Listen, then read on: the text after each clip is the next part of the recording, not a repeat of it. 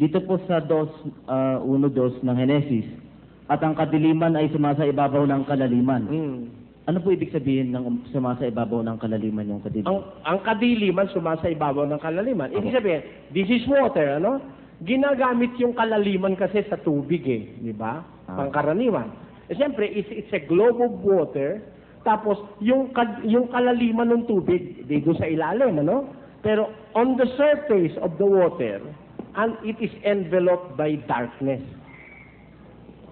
Bakit darkness? Kasi hindi pa ginagawa yung light. On verse 3 sinabi, and God said, let there be light. Doon lang magkakaroon ng light. Pero nung hindi pa sinasabi ng Diyos that let there be light, the globe of water is enveloped by darkness. Ayun ang dapat maintindihan. Dito po sa dito rin po, at ang kadiliman, sabi po dito, di ba? Pag sinabi pong kadiliman, meron na pong liwanag doon. Hindi pa. Doesn't necessarily mean na may liwanag na. Kung may liwanag man nun, yun ang Diyos. Because God is light.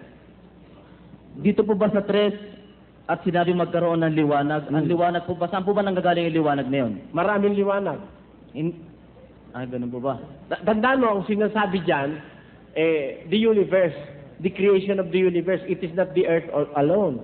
Ang sinasabi dyan, and in the beginning, God created the heavens and the earth, ang langit at ang lupa. Ang lupa, wala pang wala pang laman.